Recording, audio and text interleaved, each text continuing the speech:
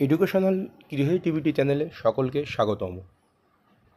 প্রাথমিক শিক্ষক নিয়োগ নিয়ে এই বাধা ধরা সমস্যা রয়ে চলেছে। 2009 সালে প্রাথমিক নিয়োগ, এখান থেকে 14 বছর আগেকার প্রাথমিক নিয়োগ নিয়েই জটিলতা।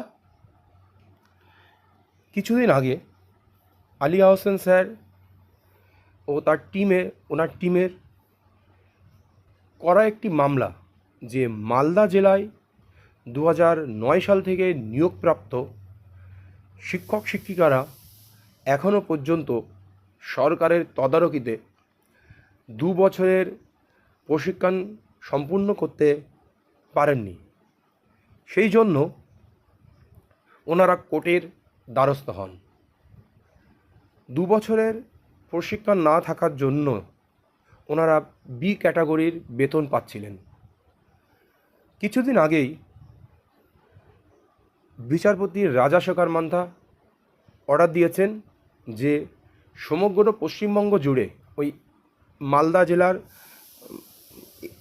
জেলার মামলা থেকেই যে সমগ্র পশ্চিমবঙ্গ জুড়ে যতজন প্রাথমিক অপ্রশিক্ষক শিক্ষক শিক্ষিকা আছেন, গভর্নমেন্ট তাদের তদারকিতে 2 বছরের জন্য ডিএলএড কোর্স সম্পূর্ণ করাতে হবে।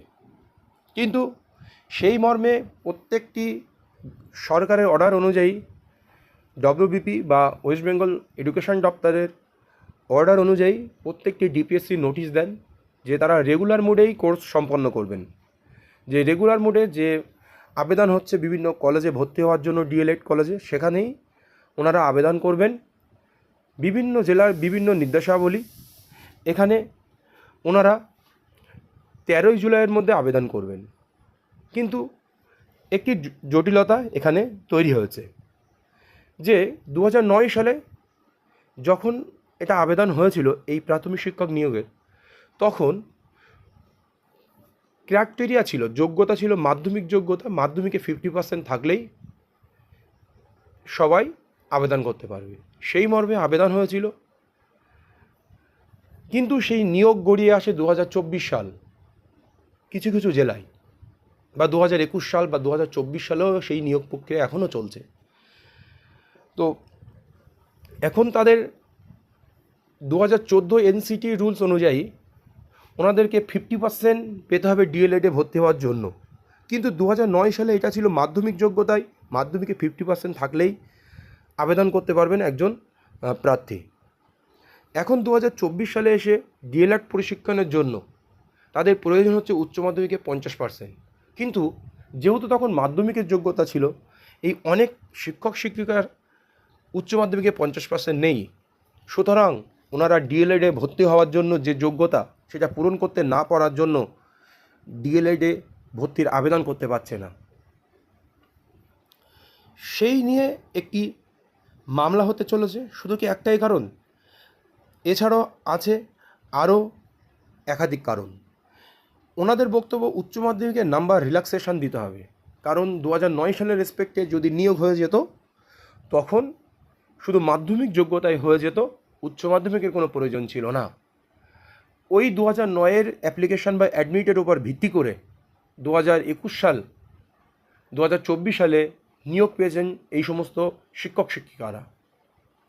সেহেতু 2024 সালে এসে উচ্চ মাধ্যমিকে 50% না থাকার জন্য অনেকে সুযোগ পাচ্ছেন না। এটা রিল্যাক্সেশন দেওয়ার জন্য কয়েকজন কলকাতা হাইকোর্টের দ্বারস্থ হয়েছেন। আরেকটি কারণ, যে এখন শেষ পর্যায়ে এসে প্রতিদিন কিভাবে ওনারা রেগুলার মোডে ক্লাস করে ডিএলএড সম্পূর্ণ করবে। ওনাদের দাবি যে ওডিএল মোডে ডিএলএড করাতে হবে। অনেকের বয়স 40-45, অনেকের বয়স 50। হঠাৎ করে নির্দেশাবলী বা জেলা দপ্তর থেকে ঠিক করে দেওয়া হচ্ছে যে আপনার এই কলেজে আবেদন করতে হবে। সেটা নদিয়ায় হতে পারে, আপনার বাড়ি উত্তর 24 পরগনায়, আপনার নদিয়া বা আপনার পার্শ্ববর্তী বিভিন্ন জেলাগুলোতে আবেদন করতে হচ্ছে। তো এখন মামলাকারীদের আবেদন যে স্টাডি সেন্টার নিজস্ব জেলায় হতে হবে। নিজস্ব জেলায় অনেক স্টাডি সেন্টার আছে, তা সত্ত্বেও সেই সমস্ত ক্যান্ডিডেটদের অন্য অন্য জেলায় স্টাডি সেন্টার দেওয়া হচ্ছে। কারণ বয়সটা তো অনেক বেশি, কারোর 40 বছর, কারোর 50 বছর বয়স। তাদের দাবি ওডিএল মোডে করাতে হবে, জেলার মধ্যে করাতে হবে। সবচেয়ে মূল দাবি অনেকের 50% নাম্বার না থাকায় তারা ডিএলএড প্রশিক্ষণের জন্য আবেদন করতে পাচ্ছেন না। এই নিয়ে কলকাতা হাইকোর্টের মামলা হয়েছে বা দুদিন শুনানি হয়েছে। এর মামলার রেজাল্ট কী হতে পারে এই নিয়ে বলা যেতে পারে বিচারপতি রাজাশেখর মান্তা উনি মন দিয়ে দুদিন মামলা শুনেছেন। আশা করছি শিক্ষক শিক্ষিকার পক্ষে যাবে কি না যাবে এখন তো বলা সম্ভব নয়, কিন্তু বিচারপতি একটি পজিটিভ রায় দেবেন এটা আশা করা যেতে পারে। এই হলো 2009-এর নন ট্রেন প্রাথমিক শিক্ষক শিক্ষিকাদের ডিএলএড প্রশিক্ষণ করা নিয়ে জটিলতা। এই হলো আপডেট। আমার চ্যানেলে নতুন হলে অবশ্যই চ্যানেলটি সাবস্ক্রাইব করে পাশে থাকবেন। ধন্যবাদ।